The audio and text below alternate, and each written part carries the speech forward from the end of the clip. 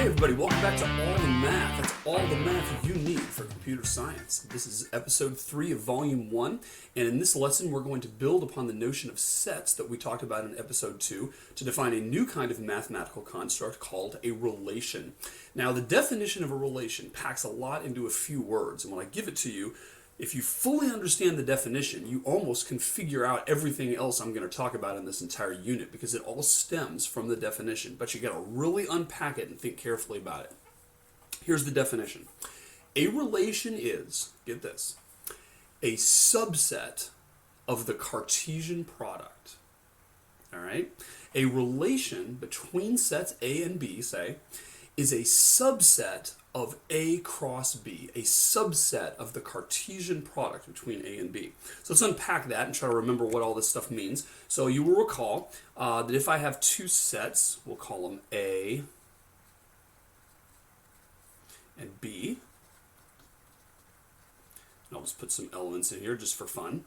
You will recall that A cross B is this funny thing.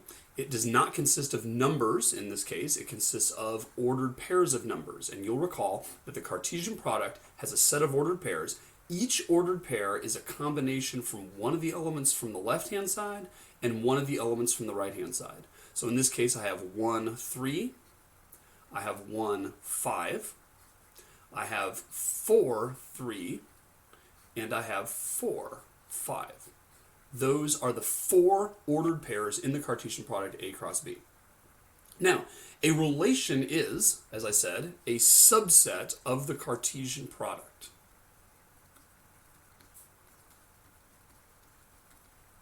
So let's think through this. What are some subsets of the Cartesian product? Well, one of them is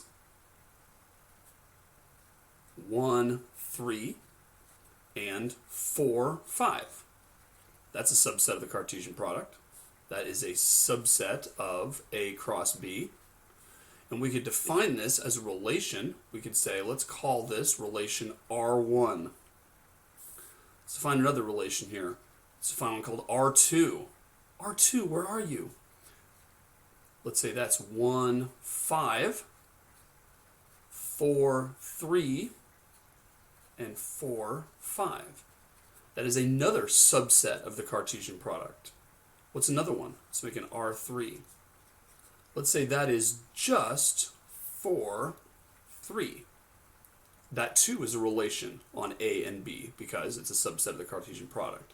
Let's take another one, R4. Let's set that equal to the empty set. Because remember, the empty set is a subset of every set, therefore the empty set is a subset of the Cartesian product. That too is a valid relation. Let's take the other extreme. Let's set R5 equal to the whole enchilada A cross B. I could have written out all the ordered pairs like I did here, but we could also just more compactly say R5 equals A cross B. That too is a relation. So any subset of the Cartesian product is a relation. Now, that may not seem like it is useful right now, but it will come into play as very useful in a few minutes when we talk about the meaning of relations and what we're really trying to express via them. Let me give you just a little bit of notation here. There are two ways of expressing that a particular ordered pair is in a relation, and that's one of the things we want to do a lot, is express that, yes, the ordered pair 1, 3 is in fact in R1. So one way to do that is to just do this. Right? That is expressing the fact that R1 does in fact have 1, 3 in it.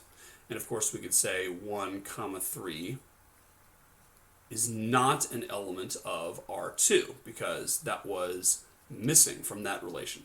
So that's notation that we're used to. Now there's another bit of notation that mathematicians often use, and we will too, and that's to say 1, R1, 3. That's kind of a funny thing. That's actually like a sentence. That's to say 1 is R1 related to 3. And all that means is the same thing as this. It's just another way of writing it. So over here we could say 1 R2 not 3. So by putting a slash through it, just like we put a slash through the element of sign here, it indicates that that particular ordered pair is not in the relation. Okay? So Everything else we talk about in this lesson is going to stem from this definition. And you just got to think through, every time you have a relation on two sets, what you have is a bunch of ordered pairs where the first element is from the left-hand side and the second element is from the right-hand side. And you may or may not have all of them. Usually you don't. It's the exception rather than the rule that you would have the entire Cartesian product as we had down here with R5. But any subset of the Cartesian product counts as a relation. Now, let me mention that just as with sets, we can define relations either extensionally or intentionally. And in all the examples I gave on the previous slide, I was defining them extensionally.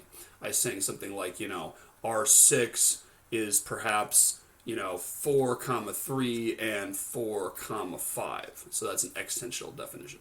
Now, we can do it intentionally as well. What if we said R7 is the set of ordered pairs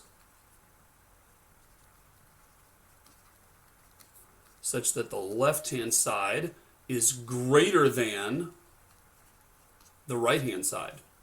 That is an intentional definition. I haven't spelled out what the different ordered pairs are, but I'm giving you a rule to determine what they are, and I'm specifying that anytime the left element is greater than the right element, then that ordered pair will in fact be in R7. And if you look at the data that we have here, if I spelled it out extensionally, that would correspond to this. R7 would simply be the ordered pair 4 comma 3, because that is the only example of an element from A on the left and an element from B on the right where A is in fact left than B. But this is simply showing you that I don't have to define it like that. I could have defined it like that and simply given you the extensional definition as well. All right, now an interesting thing to think about is how many different relations there can be between two sets. So suppose we have our sets A and B that we just defined. We have 1, 4, and 3, 5 as our two relations. As our two sets. What are the different possible relations we could have? How many are there?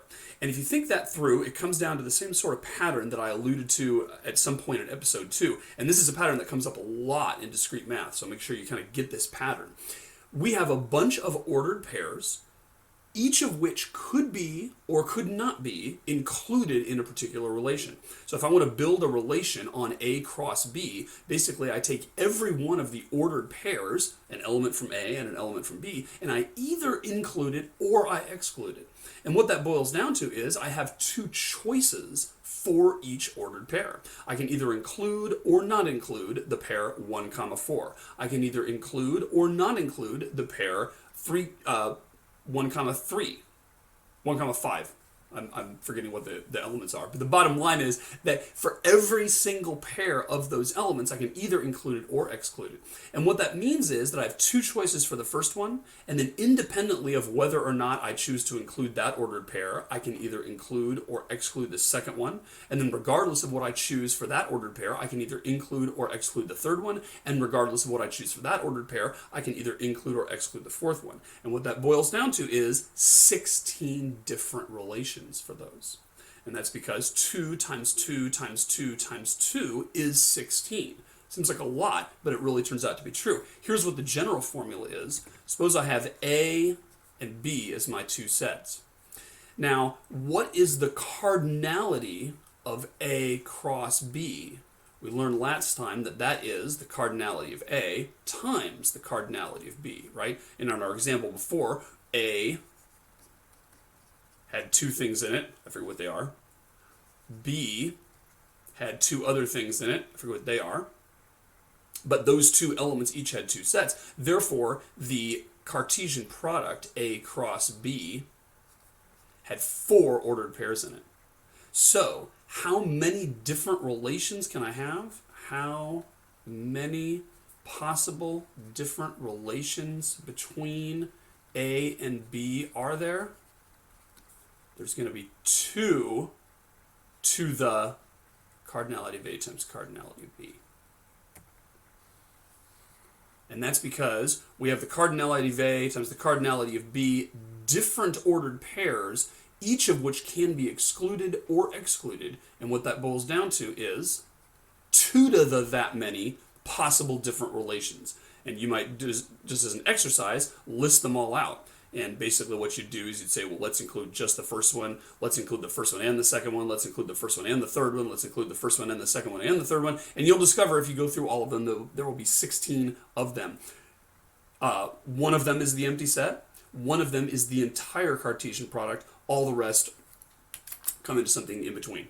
Okay, a couple more little definitions here, and then we'll go to the next segment and do some examples. But here's some just kind of weird terms. So here's one. There's something called an endo relation.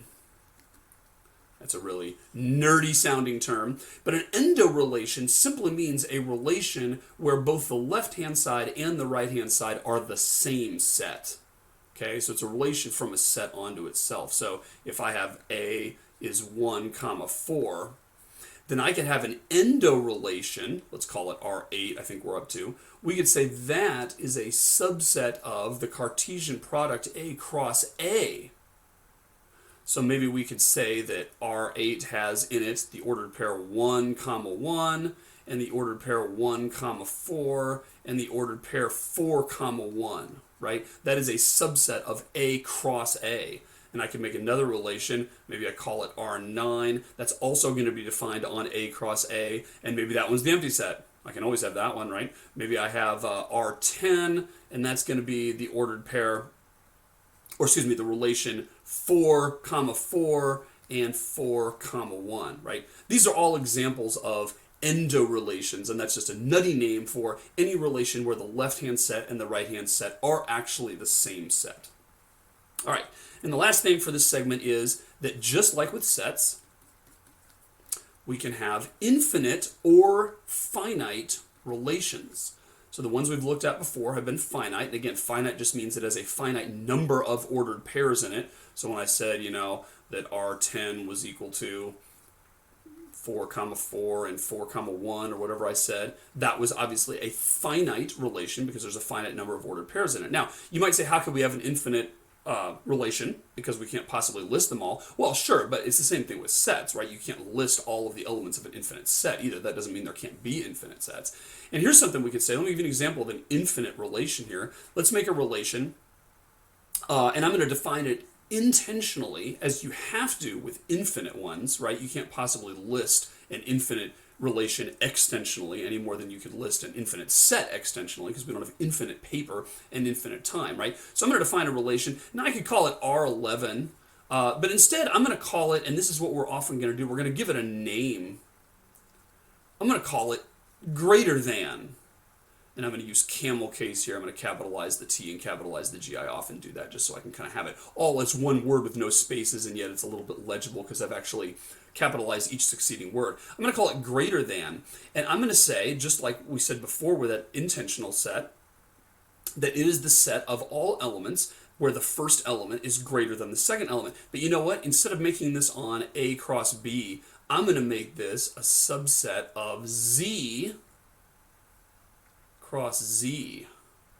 What do you think of them apples? Remember that Z here is another way of writing the set of all integers. So clearly Z is an infinite set, and Z here is an infinite set. So we've got an infinite set cross an infinite set, which obviously gives us an infinite Cartesian product. And we have got a subset of that, which is also infinite. And what is the extension of that? Well, I can't begin to write it. But if I want to say what R11, or maybe we want to call it greater than, if I wanted to partially give the extension here, I would say that somewhere in there I've got 5 and 2. That's an ordered pair in greater than, because 5 is an integer which is greater than 2. Also somewhere in here I have 3 and negative 2, because 3 is clearly a number that's greater than negative 2. Also somewhere in here I have 114,369,215, comma 409. That is an element in this relation, because 114 million blah blah blah is clearly bigger than 409, right? And there's infinitely many ones that I could write.